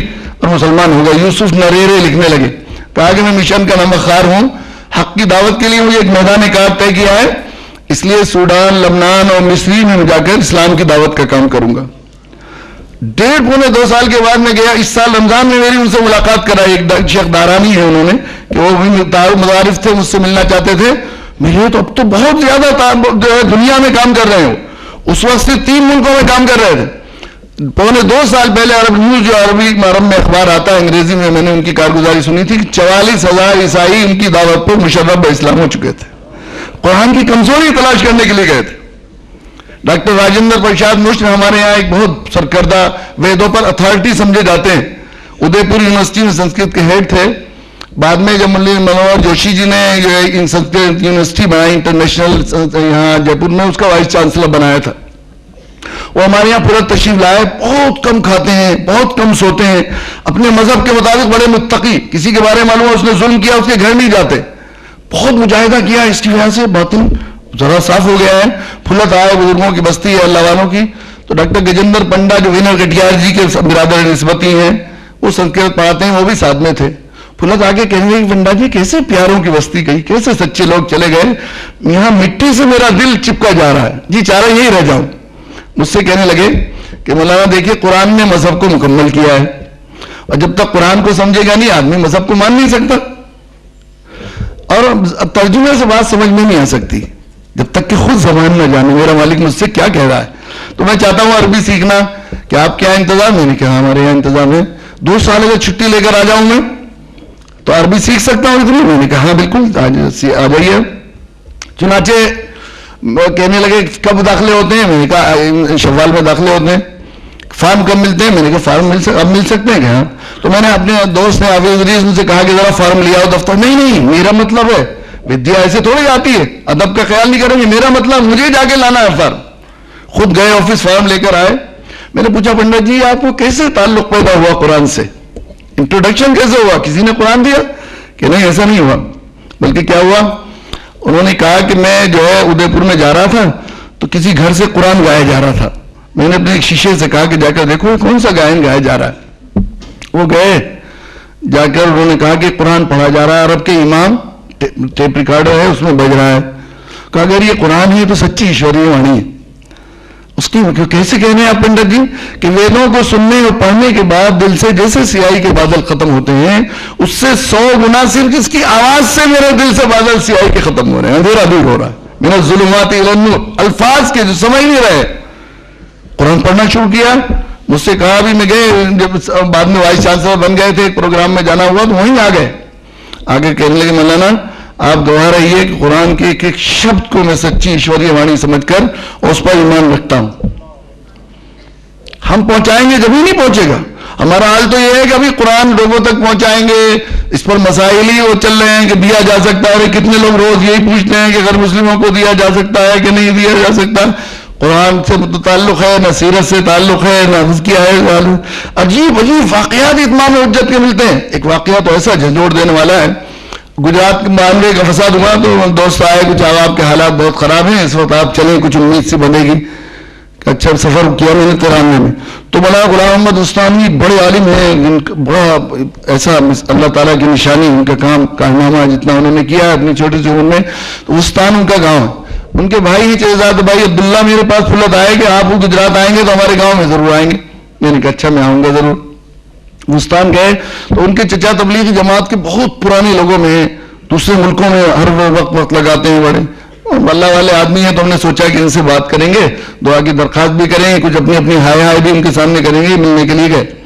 غیر مسلموں میں دعوت کیا, ان تک قرآن پہنچانا چاہیے, ہماری ذمہ داری ہے, ہمارے بھائی ہیں. اس کی طرف جو ہے ہم لوگ توجہ دلانے لگے. تو وہ کہنے لگے مجھے 1 ہفتے سے سکتے میں ہوں. کیا بات ہے کہ بمبئی سے ایک پانڈے تحریک چلی ہے جو تبلیغی جماعت کی طرز پر دعوت کا کام کرتی ہے. تو یہاں پر ایک آشرم بنایا استان کے قریب, اور وہ پانڈے میرے پاس آیا اور آ کر کہنے لگا کہ صاحب ایسا ہے, مجھے آپ سے کچھ ضروری بات کرنی ہے, کچھ وقت لینے کے لیے آیا ہوں. اپائنٹمنٹ دے دی. کہا اسی وقت بیٹھیے کہ نہیں, میں اپنی مطلب کے لیے آیا ہوں تو اپائنٹمنٹ لے کے. ہم قرآن سے, قرآنی تعلیم علوم سے اتنا دور ہیں کہ اپائنٹمنٹ لے کر جانا ہم سمجھتے ہیں انگریزی طریقہ ہے. حالانکہ قرآن میں صاف ولا تدخلوا بیوتا حتی تستأنسوا وتسلموا الی اہلہا. ہرگز ہرگز نہ جاؤ کسی کے گھر جب تک کہ اجازت نہ لے لو، اپائنٹمنٹ لے کر جاؤ. وَإِن قِيلَ لَكُمُ ارْجِعُوا فَارْجِعُوا ذَلِكَ أَزْكَىٰ لَكُمْ. اگر چلے گئے اور وہ کہے لوٹ جاؤ تو لوٹ جاؤ، یہ تمہیں پاکی کرنے والا ہے. ہم سمجھتے ہیں غیر اسلام انگریزی طریقہ، حالانکہ اسلام نے کہا ہے کہ اجازت لے کر جائیے، اپائنٹمنٹ لے کر جائیے. اب وہ کہنے لگے میں دے رہا ہوں وقت ابھی آئیے. تو وہ کہنے لگے دیکھیے اس پوری سنسار میں جو جھگڑا فساد ہے اس وجہ سے ہے کہ الگ الگ خدا بنا لیے ہیں. ایک مالک کی پوجا کریں سب ایک ہو جائیں. اب وہ الگ الگ جو ہے نا کر رہے ہیں، سب اس کے مسلمان ہو جائیں، سب اس سے مسلم ہو جائیں تو ظاہر قوت کشش ایک طرف ہو جائے سب کی اور جھگڑا ختم ہو جائے. ٹکرانے کا صبح سے چل رہا ہے کہ اسلام کو چھوڑنے اور اللہ کے علاوہ غیر اللہ کو دلوں میں بسانے کی وجہ سے جھگڑے پیدا ہو رہے ہیں. تو انہوں نے بھی یہ کہا کہ ایک خدا کی پوجا کریں ایک ہو جائے. تو سنسار کی ہر چیز بتا رہی ہے کہ وہ اکیلا ہے. دیکھیے سورج، یہ چاند، یہ دن رات، یہ نہیں بتا رہا ہے کہ وہ اکیلا ہے، اس کے علاوہ کوئی اس کے پوجا کے لائق نہیں. اور دیکھیے ایک چھوٹا سا بیج زمین میں ڈالتے ہیں، کیسی نازک سی کوپل اتنی سخت مٹی کو کھولتی ہے، پھر اس میں پتے، پھول، پیڑ، کیسی کیسی چیزیں نکالتی ہیں. کیسا ہے پوجا کے لائق اور کون؟ میں حیرت کر رہا ہوں خدایا یہ مجھے توحید کی دعوت دے رہا ہے. تو انہوں نے کہا کہ دیکھیے اس کی تو ہر چیز نشانی ہے، لیکن چوپایوں میں دیکھیے کہ کیسے گوبر اور خون کے بیچ میں سے وہ کیسا صاف ستھرا دودھ نکالتا ہے. تو میں نے اس سے کہا کہ قرآن پڑھتے ہو تم؟ انہوں نے کہا کہ میں تو بہت مسلمانوں سے کہہ چکا مالک کی یہ ایشوری وانی ہے، ہم پڑھے سمجھے تو اسے، لیکن سب کہتے ہیں تم تو ناپاک ہو، کافر ہو، مشرک ہو، اس لیے آج تک دیا نہیں. انہوں نے کہا کہ تمام مذاہب کی کتابوں کا مطالعہ میں نے کیا ہے. میں ان سے کہنے لگا کسی مذہب کی کتاب میں توحید کے اس بات کے لیے مثال نقل نہیں کی گئی ہے. وَإِنَّ لَكُمْ فِي الْأَنْعَامِ لَعِبْرَةً نُسْقِيكُم مِّمَّا فِي بُطُونِهَا بَيْنَ فَرَثٍ وَدَمٍ لَبَنًا خَالِصًا سَائِغًا لِّلشَّارِبِينَ. چوپایوں میں تمہارے لیے عبرت ہے کہ گوبر خون کے بیچ میں سے کیسے اچھا رزق تمہارے لیے پینے کے لیے اللہ تعالیٰ عطا فرماتے ہیں. اللہ تعالیٰ فرما رہے ہیں کہ اگر تم معلم قرآن ہونے کا حق ادا نہیں کرو گے اور از خود ان کی طلب پر انہیں نجس اور ناپاک سمجھ کر کاغذ کے اوراق کو بھی رکھ کے بیٹھ جاؤ گے تو ہم تمہارے محتاج نہیں، قرآنی علوم ان کے قلوب پر الہام کر کے تمہیں مدعو بنائیں گے. الہام ہے یہ قرآنی علوم ان کے اوپر. ہم نے اذن کتنے واقعات میں سنا سکتا ہوں. قرآن مجید اعجاز قرآن کا ہے. اللہ کے نبی صلی اللہ علیہ وسلم کا کام ابھی باقی ہے، آپ کا موضوع بھی زندہ ہو جاوید ابھی باقی ہے.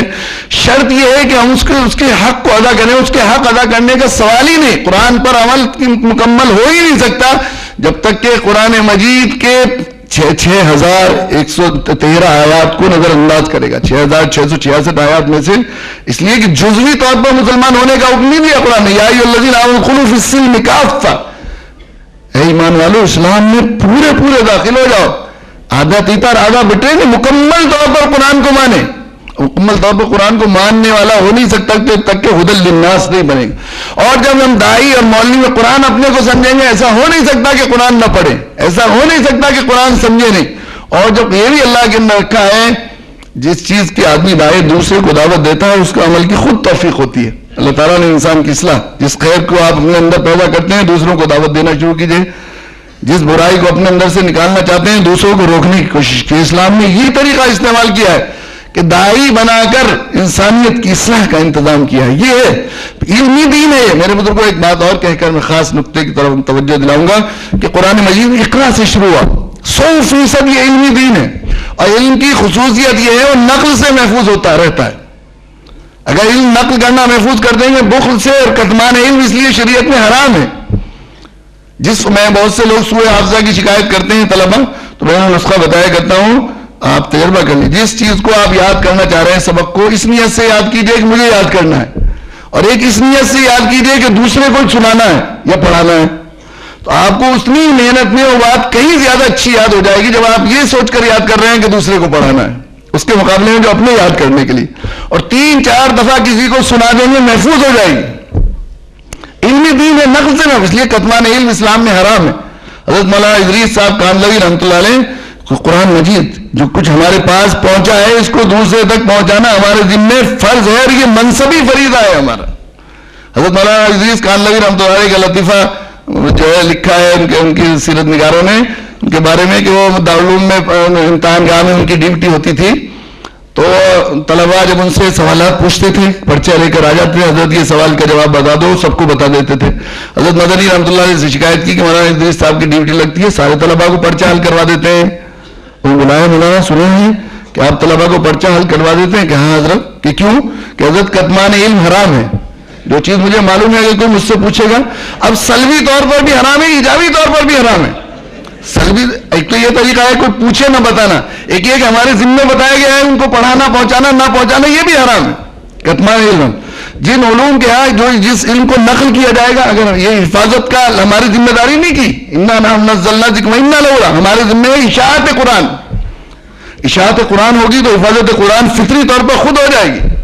ہم لوگ جس چیز کے مکلف تھے اس کی فکر نہیں کی، اور تحفظ، ہمارا ذہن بھی تحفظاتی بن گیا. اصل میں دائی امت ید العلیہ بنایا تھا، ید العلیہ میں دینے والا بنایا تھا، اور ہم بن گئے ید السفلا، دینے والے کو ہمیشہ عزت، لینے والے کو ہمیشہ ذلت ہوتی ہے. ہمیں بنایا تھا سخی، ہم بن گئے بھکاری. میرے عزیز ہیں، مجھے بہت فائدہ ہوا ان کے ایک شعر سے، احتشام صاحب، بچہ کاسا الٹا کر کے تخت بنا کر بیٹھ گیا. بڑا بہت دل کو بھاتا ہے یہ شعر. آپ بھی یہ سمجھے مجلس کے اختتام میں اس مجلس کا سبق سمجھ کر یاد کر کے جائیے. بچہ کاسا الٹا کر کے تخت بنا کر بیٹھ گیا. بہت دنوں سے بھیک مانگ رہا تھا، بھکاری کا بچہ تھا. کب تک میں ذلت اور خاری رہوں گا، میں غار میں گرا رہوں گا. اس نے کاسے کو الٹ کر رکھ دیا، تخت بن گیا. جس دن کاسا الٹ دیں گے تخت بن گیا. بچہ کاسا الٹا کر کے تخت بنا کر بیٹھ گیا. مدت بعد لگا اس گھر کی قسمت میں سلطان بھی ہے. مدت بعد لگا بس سلطانی آ گئی. یہ دائی امت جب تھا تب ذلت ساری اس وجہ سے. میں ابھی پچھلے دنوں ایک کتاب پڑھ رہا تھا، بہت سی مجلسوں میں نے ذکر کیا، جوتی با پھولے کی. جھنجھوڑ دیا اس نے مجھے. بہت بڑے ریفارمر ہیں دلت ہمارے یہاں، جوتی با پھولے. مایاوتی نے جو ہے جوتی با پھولے نگر بنایا، بہت سی یادگار. ان کی کتاب ہے ستیہ دھرم.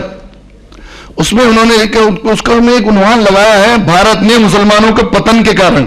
کتاب سے اس عنوان کا کوئی میل نہیں کھاتا. شاید اللہ تعالیٰ ہم پر حجت کرنا چاہتے ہیں، ہمیں ہمارے ہوش آنکھیں کھولنا چاہتے ہیں، شاید اس لیے ان سے لکھوایا. اس کا خلاصہ یہ ہے کہ بھارت کرپاوان اور دیاوان ایشور نے بھارت کے دراویوں پر دیا کر کے دور عرب دیش سے بھارت میں مسلمانوں کو بھیجا، تاکہ ہمیں در در کی داس پرتا سے نکال کے ہمارے شیش کو اس مالک کے آگے جھکائے. انہوں نے اپنی ذمہ داری ادا نہیں کی، اپنی گدیاں بڑھانے میں لگے رہے اور ہمیں اپنا راج بنانے کی کوشش کی. تو مالک نے کرودت ہو کر 7 سمندر پار سے انگریزوں کو بھیجا اور ان پر مسلط کر کے ستا سے بے دخل کیا. جوتی با پھولے ہمارے مدعو ہیں. مدعو کی حیثیت مریض کی اور دائی کی حیثیت طبیب کی ہے. مریض ہمیں بتا رہا ہے حکیم صاحب آپ تو ہمارا علاج نہیں کر سکتے، ہم بتا رہے ہیں کیوں مرے. ہمارا دنیا انسانیت کے ساتھ رشتہ دائی اور مدعو کا ہے، طبیب اور مدعو کا. ہم نے حریف سمجھ لیا، معلم اور متعلم کا ہے. استاد اپنے شاگرد کو حریف، پارٹی، مخالف، دشمن سمجھنے لگے، سازشی سمجھنے لگے. طبیب اپنے مریض سے بزن ہو جائے، اس کو حریف سمجھے، دشمن سمجھے تو اس کا علاج کرے گا، اس کو زہر دے گا. یہی حال ہے. دنیا جو مر رہی ہے وہ ہمارے علاج نہ کرنے کی وجہ، قرآن تک پہنچا نہیں. قرآن کی خیر سے متصف ہوگی تو دنیا میں خیر آئے گی. اسلام کے علاوہ سارے ان کو جو ہے ظلمات کہا ہے قرآن نے، اور اسلام کو نور کہا ہے. روشنی. اب یہ غلط فہمی نکال دیجیے آپ ذہنوں میں. پھیل نہیں ہے، یہ سازشیں چل نہیں ہے، پھیل نہیں ہے. اندھیرے پھیلا نہیں کرتے. سائنس کے کتنی طلباء یہاں موجود ہیں. اندھیروں کی کوئی رفتار نہیں ہوتی، اندھیرے خالی جگہ لیتے ہیں. روشنی پھیلا کرتی ہے. روشنی پھیلا ہی نہیں ہم نے. اندھیرا کوئی پھیلنے والا نہیں، ویکیوم رہتا نہیں دنیا میں.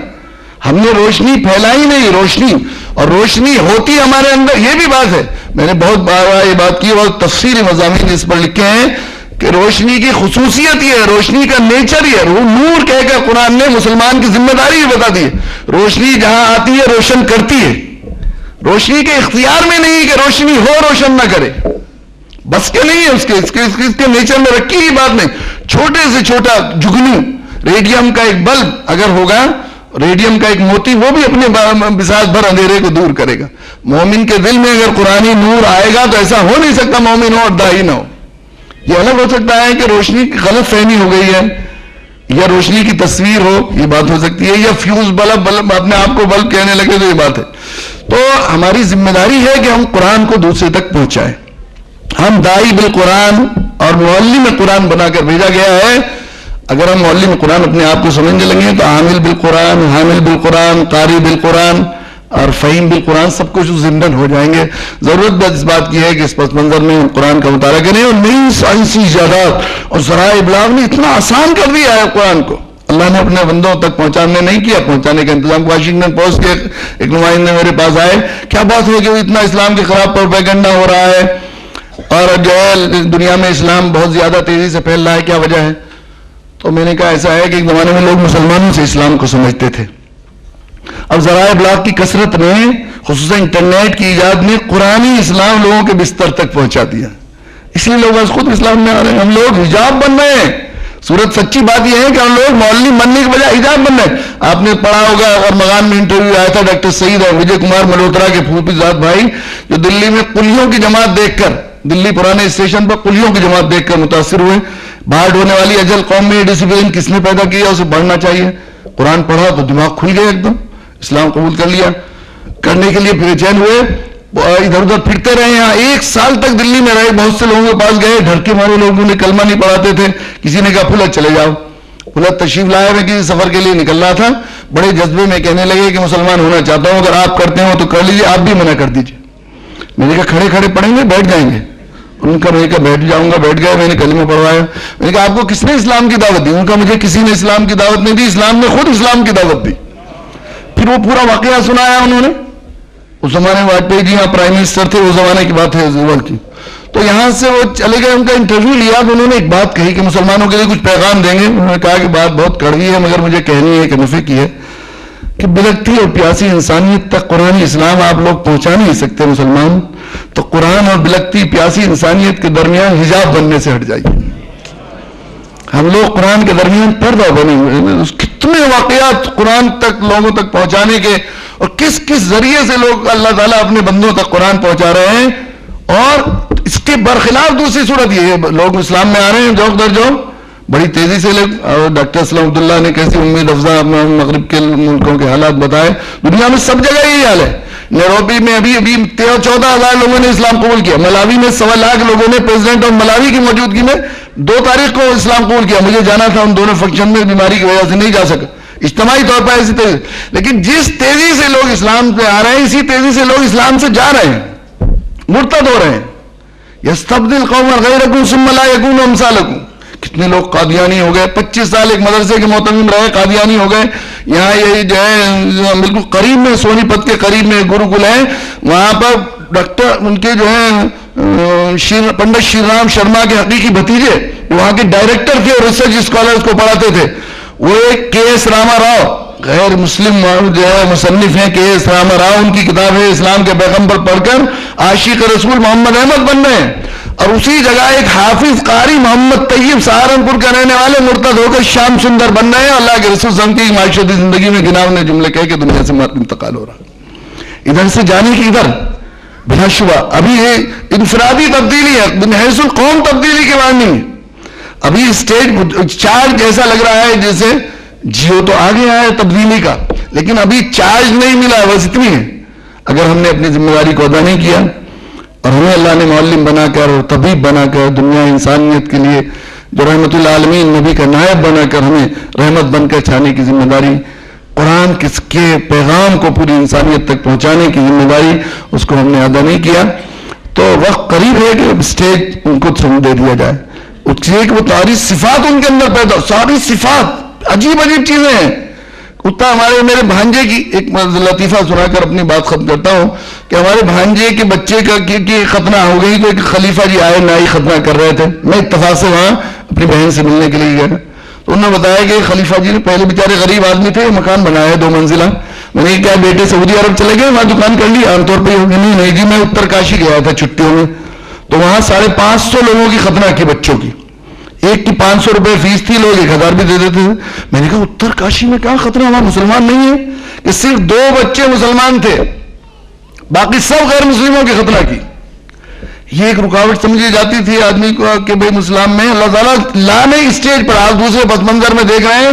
ایسا لگ رہا ہے انتہائی خطرناک ہے ہمارے لیے کہ اسٹیج پر لانے کے لیے ان میں ساری چیزیں پیدا کی جا رہی ہیں.